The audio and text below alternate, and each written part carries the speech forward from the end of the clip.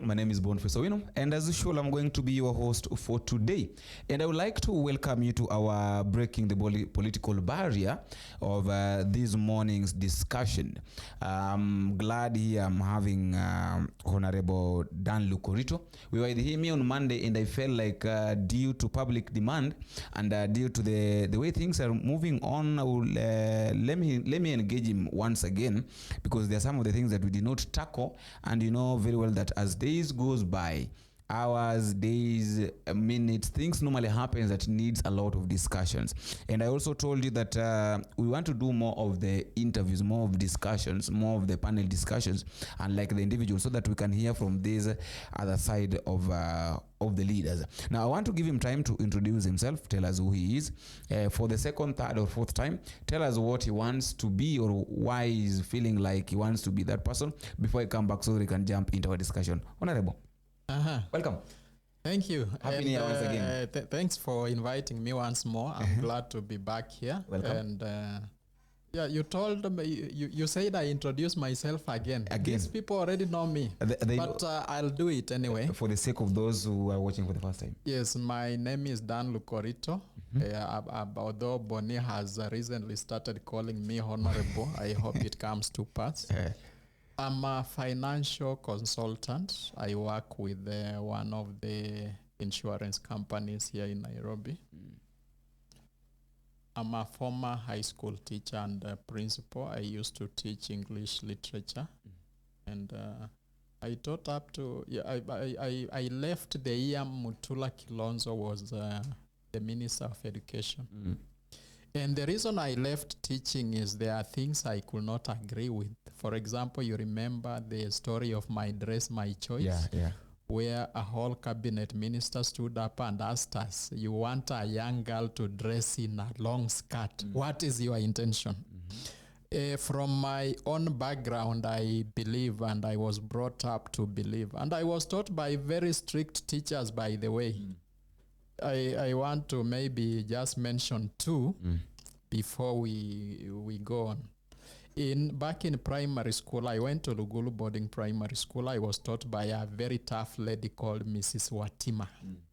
Many people might know her. Those days we used to have competition between our school and another school called Mumias Complex, and I think Nzoia Book Academy, such like, and Olympic, of course. Olympic, if Olympic missed number one, our school was always number one. And they used to exchange that way. I'm mentioning this in particular because one of the issues we are going to discuss is the CBC system of education. So there was that kind of competition that kept us waiting eagerly for the results. I don't know what happened, and we decided that we go the CBC way, but it is one of the things we are going to discuss.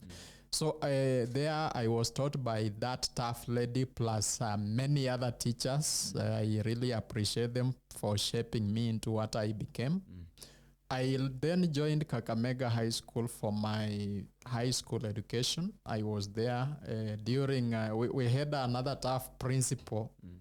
he could just discipline you without saying a word. He's late now. He used to be called Mr. Stanley Ingosi Ashtiva. So basically, when now we were getting into this discussion, because I want us to talk about, a lot of people don't understand this, don't understand that and understand it, Honorable. And being that now you are a teacher.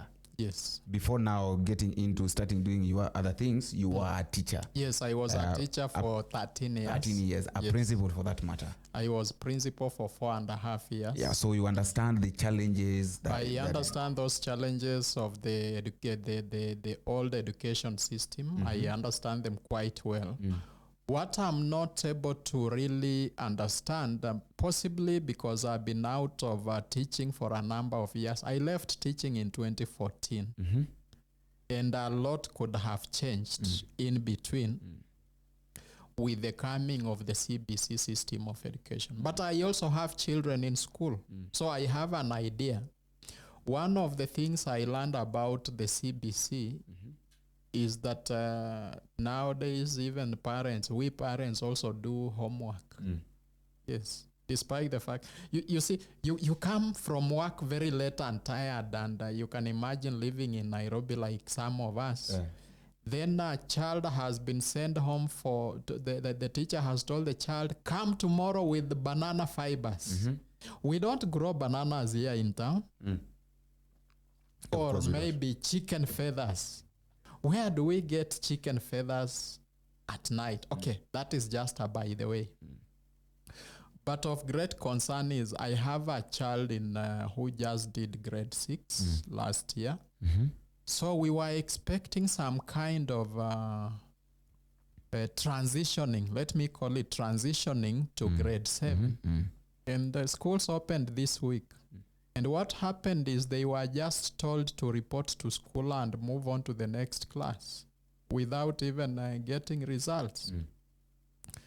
I was asking a few friends, and they told me this CBC system of education was meant to focus on the learner's abilities in different areas, which is a good thing. But then we should have a way of, psychologically, a child should be able to tell that I've now moved from a certain level to another level. If we just do it the normal, I want to put normal in quotes, is it normal or abnormal now? Because we were used to the normal way of waiting for the results. Yeah, we were using the normal way of waiting the results are announced with pomp and color. Most of the time we used to go to, when I was the principal, we used to go to Caledonia here along near State House, along State House Road, I think. That is next to St. George's, that the opposite St. George's. That is where the examination offices were. I don't know whether they are still there. They should be maintaining a bit of, but I know they moved to the other side of town because of space. So we would assemble there. There would be speeches, and the minister would release results officially.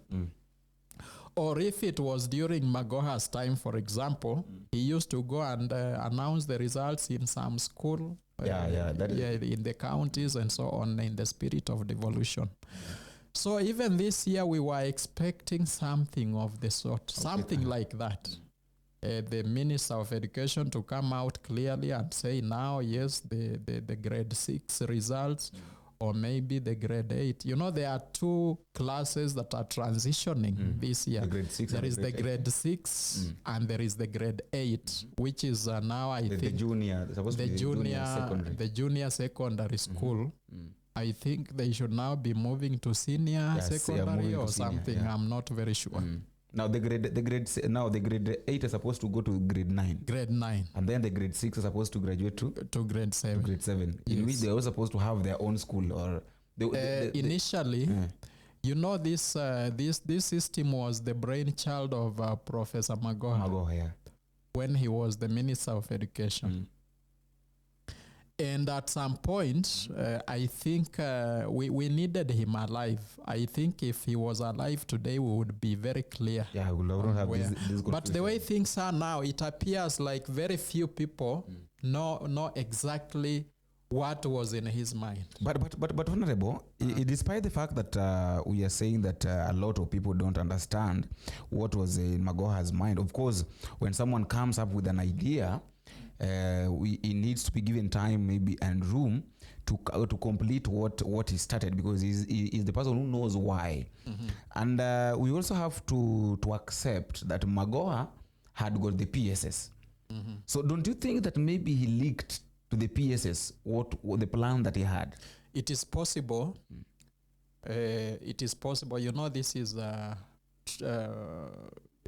game of guessing. We were not there, so we can never be sure. But then also looking at our politics, the way we do our politics is, the personality kind of politics. So if you don't support me, you are not. However professional you are, they do not want to allow you to work with them just because maybe you differed with them at some point. Magoha and Matiang'i were some of the very serious ministers in the past administration. Very many people. Actually, the people who brought, and coincidentally, both of them handled the Ministry of Education, and they did very well. Yeah, very well. I remember when Matiang'i was the Minister of Education. That is in 2016, yes, 2016? He put Magoha in charge of the examinations. Yeah. I think he was chairman of NEC. He was chairman. Before he later became minister. Yeah. And together they brought these changes. I think this is where the idea of changing our system to CBC, that is competency-based curriculum, originated. So one of the people who might know where this system is going is Matiang'i. Matiang'i is still alive. Yeah. Maybe he can advise. I was telling a friend of mine this morning that the problem is there are a few people who know how this system is working, but they are not speaking out. So the parents remain in the dark. But you can also not speak. You can also not speak when you're not given the room to speak. And of course, that could be a factor. But using through media like now, people can get to learn. Yeah.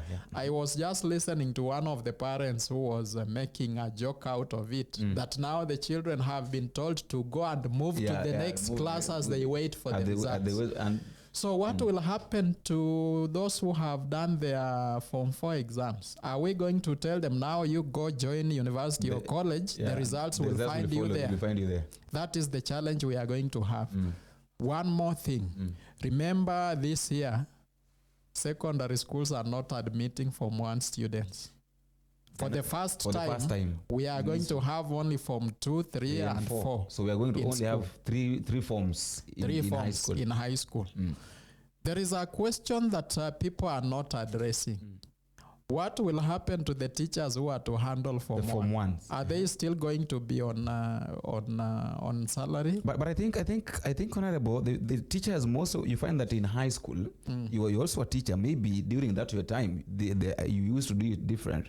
But during my time when I was in high school, I was seeing that a teacher who was teaching Form 1 will teach Form 4 too. So you don't only teach Form 1s. I agree. My question is based on the fact that there are a specific number of lessons a teacher is supposed to teach per week. Per week. Now, if we don't have one of the classes, it means we will start talking about the workload.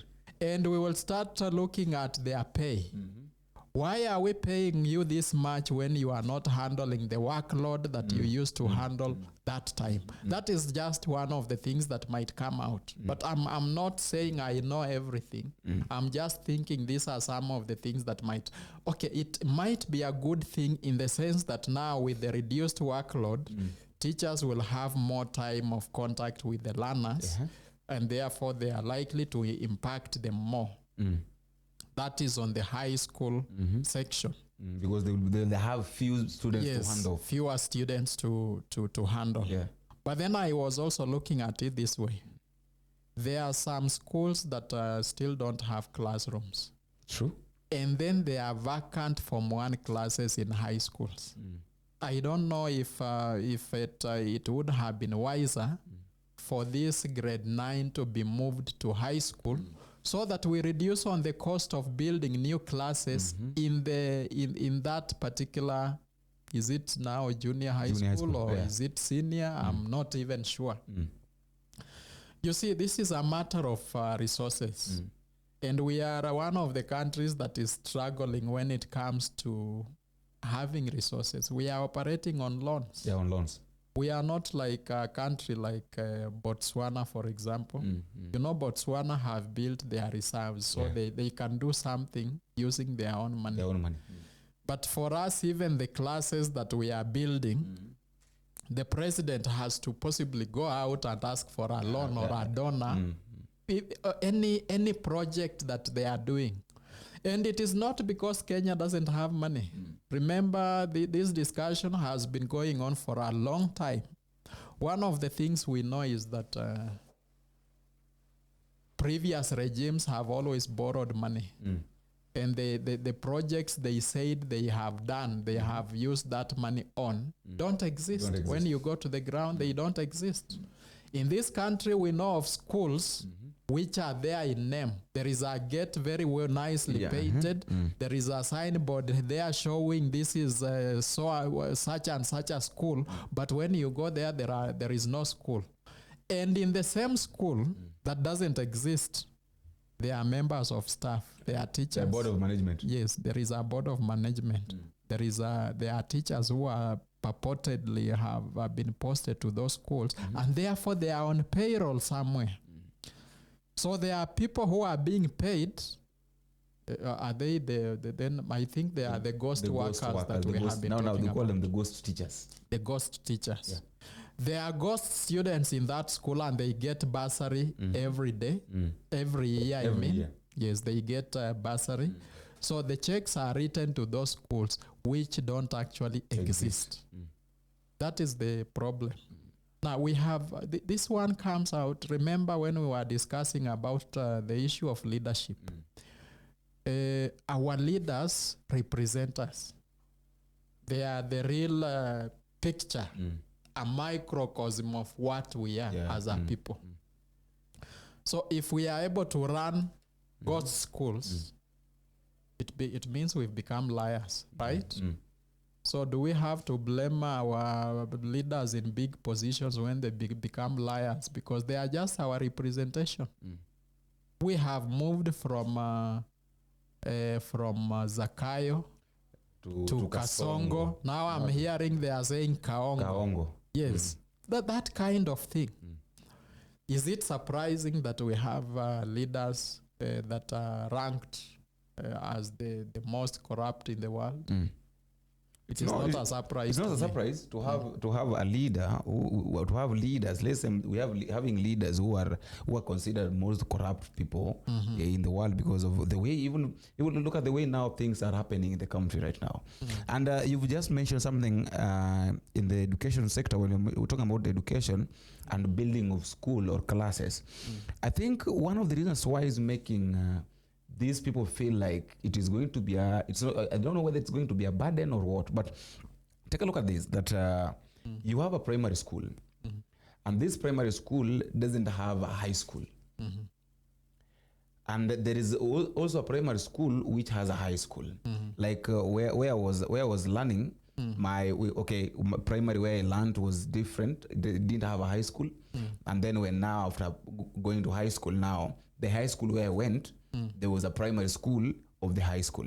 So they are just next. Yes. Now, I think it will be very easy if at all every primary school has a high school. Now, what the government will have done, just take the grade 8, we're supposed to go to grade 9, now put them into that class, the empty Form 1 class. Now, I think that will be very easy. But now the problem is that most of these primary schools doesn't have high schools, and now also this issue of a lot of private schools around. And I was hearing something that during the holiday I was discussing something with a friend, with one of my brothers. His name is Enoch. He's also working in the government, and he was telling me that one of the challenges that we have is that it is reaching a point that the government is feeling like now the high school, the the private schools are performing better than the public schools, they feel like they should reduce the private schools now to public schools. I don't know whether that one is also one of the things that is affecting or not. Let me tell you something, and we don't have to, okay, as much as we sometimes say Museveni is a dictator, we have a few lessons we can learn from Uganda, for example.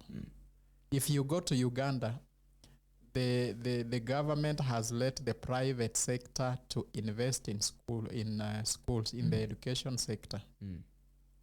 And most of the schools that are doing very well in Uganda are private schools. Private schools. So it is not a bad idea to invest in private schools. Actually, if you looked at Nairobi, for example, how many public schools are in Nairobi? Very few. And how many children are in Nairobi? Many. So if you go to an area like Kibera alone, where I used to work, we had about 3 public schools. Only 3. We have Old Kibera Primary School inside here in then there is Olympic, there is Ayani, there is I think those are the 3. Then there is one near Ngumo. I think it is called Shadrach Kimale. Near Ngumo. Yes. Those are 4 public schools. And each of those schools was full. Remember, they are supposed to serve a population of over a million people. So even if we were to distribute that million children coming from that area alone, we need more schools. And that is why we had a situation where there was a lot of private schools, some of which they used to be accused of not meeting the education standards. But when the government looks at the option of closing them, it is still a problem because these children have nowhere to go. It means and that is why we had a problem. You see, when during my introduction, I told you about Olympic and how it used to perform those days. When Kibaki came to power and declared education free in all public schools, can you imagine almost all parents in Nairobi were taking their children to Olympic? Because they thought by taking them to Olympic, they are going to do very well. It is the tradition of that school. That is the kind of thinking that was in the mind of parents. And I just wish this government continued with free education. Kibaki did a very good thing. We hope to get a leader who will give us free education all the way to not only primary and secondary, but all the way to college. I had one of the presidential hopefuls, one guy called Ruben Kigame. He had even worked out the numbers of how much it would cost to take a child from primary all the way to the first degree in university. And we realized it is possible. The reason why we are not able to do it is because we have people who are dishonest in different ranks of leadership. Anytime funds are released, for example, to go and fund education, kila mtu anakata yake kidogo, anawachilia yule wa chini pia get something. So by the time the money reaches on the ground, it is barely enough to even cover the basics. And that is why you realize some schools are lacking books. They don't have enough teachers. They don't have desks. In some cases, even the government or even donors have given desks or furniture. I know of a school that I'll not mention here because I have been a board member of one of the schools. And I know for a fact that there was some donation of furniture to that particular school. But then because the parents don't know, they are made to pay for the same desk that a donor has given. So when this money is paid to the school, where does it go? It goes to the teachers. And this is why I was saying, not even the teachers. It might be ending up in the pockets of 1 or 2 or 3 people. Because the people who know about those payments are the school board members and the head teacher.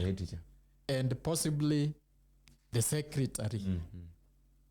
And you realize such head teachers don't like board members who ask questions. Unfortunately, I was one such board member, and I wanted clarification. I wanted the parents to be issued an official receipt for all For payments. all the payments, yeah. And the official receipt is, I assume, from the Ministry of Education. And then the teacher thought I was asking too much. So, this particular teacher went ahead and incited other board members and possibly gave them something kidogo. The next thing I heard is I was no longer a member of the board, which is okay. I accepted, but because I did not want to be blamed at one point that during your time as a board member of school X, this amount of money got lost. Are you aware? I did not want to answer such questions. And if I was in a position to make a decision, one of the things I'd do, and I hope the future presidents listen to this, audit. Even if somebody is a head teacher, like I was giving the other day, I was giving an example of an MCA whose salary we know. When you suddenly have millions and you are investing in building flats and so on, we need to ask you where you got that money, including auditing your bank accounts, so that we know exactly where our money is going. Looking at a county like Nairobi, when Sonko was governor, some people tried to bribe him with, was it 50 million per day? Per day, yeah. He refused. That is when I discovered that there is a lot of money here in Nairobi. And they used to collect in cash. If all these things are collapsed into a fund which is operated, say digitally, for example, we will have some control and be able to know we collected this amount of money, we have allocated this amount to this particular project. Then we have particular people to follow up and ensure that that project is concluded. Coming back to the issue of the schools, private school education is good, but in Kenya, when you compare Kenya and Uganda, in Kenya, there are actually up to 3 categories of private schools.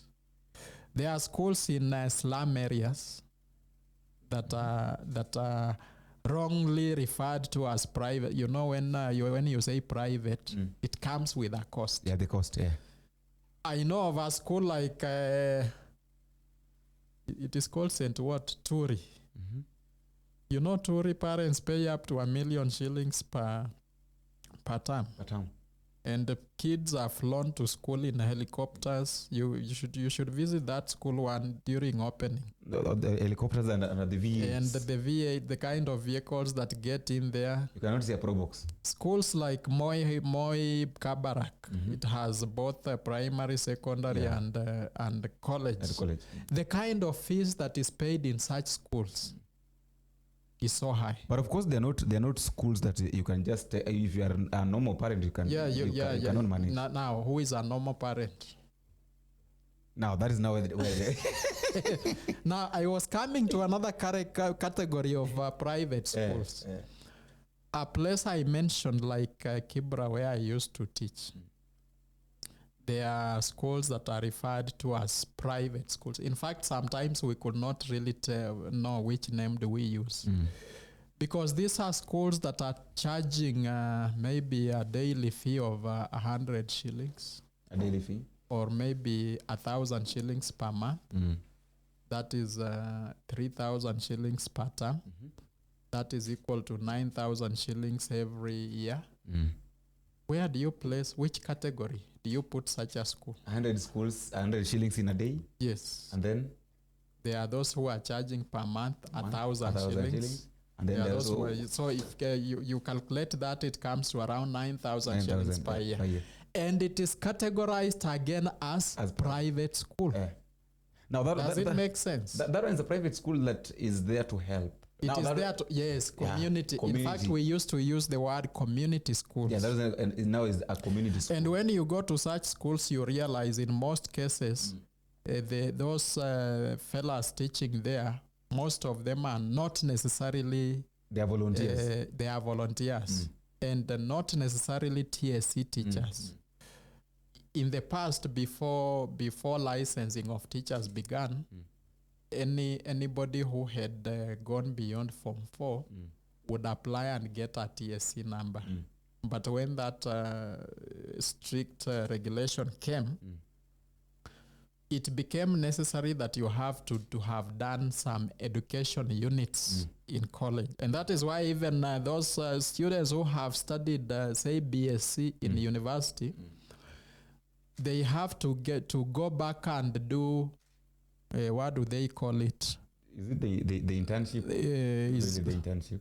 Is it bridging or something? Bridging, yeah. Yes. Bridging, yeah. They do some units in education before they are allowed to teach.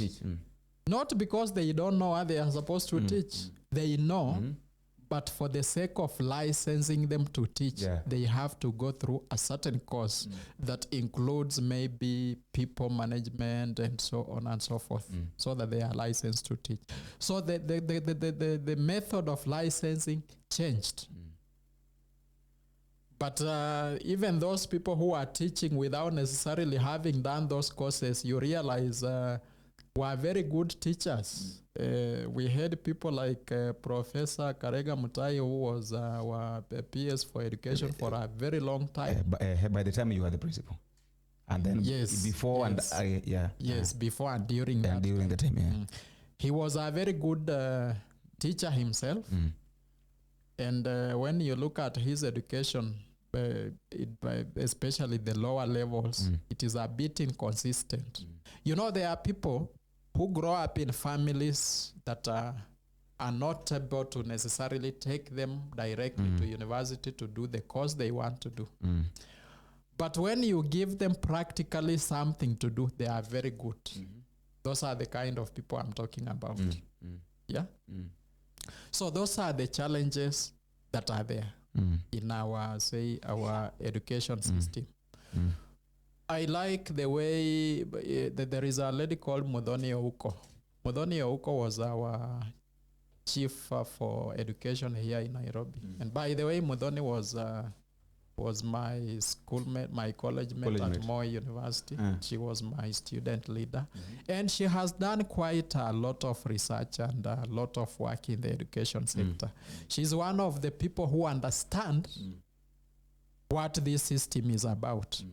If such people are invited more to talk about these things, then people will open up, will start to understand. But as things stand now, majority of the parents are still lost. They don't know where this CBC kind of education is going to. And I told you, as we wind up the issue of education, Honorable, remember the other time when we were here, I asked a question that, the reasons why, I think the reasons why most of the parents don't even understand, or most of us don't understand this new curriculum, is because you find that even the CS of education, some people don't know. Who the CS of education, the PS of education. And something is also funny here that they are saying that now let us talking about just for a minute, talking about the issue of the release of the result, the KCC results, and I don't know, it's called the KPSEA. They were claiming that the KPSEA has got the reason why the results is not out is because of the workload. So I'm failing to understand where is the workload coming from? And if one thing I know for sure is that if you are let's say for instance you are a boss, or maybe you have a business, of course there is a time that there is that overflow, like the business is there's a high demand. So when there is a high demand, you as the boss or the owner of the business, you are expected to increase the workers to handle the workload, so that you can so that you can finish in time. But now you find that you are the boss, you run a business, there is workload, but now you still maintain the workers. Don't you think that that one will hinder you from giving out the results, or maybe from reaching the people as expected? Let me tell you where the rain started beating us in terms of delivery of results on time. and let me give you a bit of background so that even the listeners understand. When we were students in university, sometimes we used to have an exam called mock. Yes. It normally started in class 6. Yes. Yeah. Yes. And sometimes I remember I was on the panel district when I was a university student. We would be contracted to help mark Form 4 mocks. In fact, that is one of the very first jobs I had. And in our district, Bungoma. Now, because there were not enough teachers, or maybe teachers wanted a break, or maybe the money they were paying them was very little, so they could do something else to make a bit more money, we would be called, and those days we had normally closed university and we were on long holiday vacation. We get trained on how to mark. We are given a marking scheme, and we are given 2 or 3 days. We are given accommodation, we are given food, anything we need. And our job there is to mark and ensure you complete by this date, this time, then you get paid and go home. There was some incentive that was there to motivate teachers to mark. When Magoha came in as the minister, the late Professor Magoha came in as the Minister of Education, he abolished. The same used to happen during the marking of KCSE. Then Magoha said, we pay you a salary. Why should we again pay you to mark exams? Now you see, these teachers, some of these teachers were looking at this as an extra workload that is not necessary. So the motivation to mark went down, because there is no compensation. I think I don't know whether it is still the case up to now. I think I know it's. I talked to one of my friends is a teacher during the holidays, and he told me that he was supposed to go home, but he told me that they've been given work. Supposed to mark exams, so he's not going to have. It was not clear. It was not clear whether some is in school. But it was not clear whether maybe there are some people extra that have been added to mark exams or not. You see, I don't have the exact figures, but last time I had teachers who are just from marking exams talking about how much they are paid. You get shocked, because our teacher has left their family, they have left their comfort, they have gone somewhere, been hosted in a dormitory for maybe a week, marking papers every day, and at the end of the exercise, you are paying them maybe 1,000 or 2,000 shillings, and you again delay them. You keep them waiting for 2,000 shillings. Yes, and you keep them waiting for. I'm using 2,000 shillings as an example. But I know whatever they are paid is not much. It's not much. But then they have to wait forever for that money. If you want this exercise to run fast, tell the teachers, you finish marking, you submit your results, we verify it is okay, we clear you go. That way we would not have unnecessary delays like we are having now. The other issue you raised about I want to call it the assertiveness of the minister in charge of that document. When we had Magoha or Matiang'i for that matter, we didn't have these problems. Do you know why? Because this gentleman could go on the ground and ensure work is being done.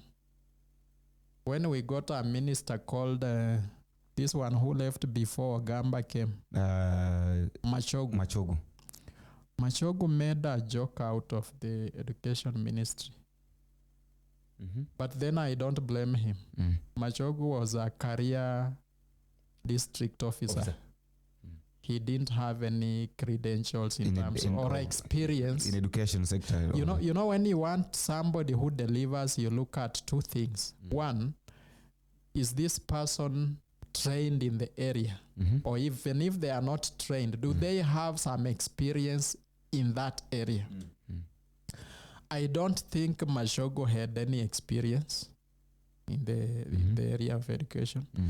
And remember, Ogamba was Machogo's running mate when he was running for governor. and he lost. He lost. So we are not very sure whether he's also a professional in that area. My own thinking would be a government would deliver much more if you have a professional leading a particular ministry. For example, if you took education and gave to a career teacher, this is somebody who understands what teachers go through, somebody who knows how a school is supposed to run, and such like things.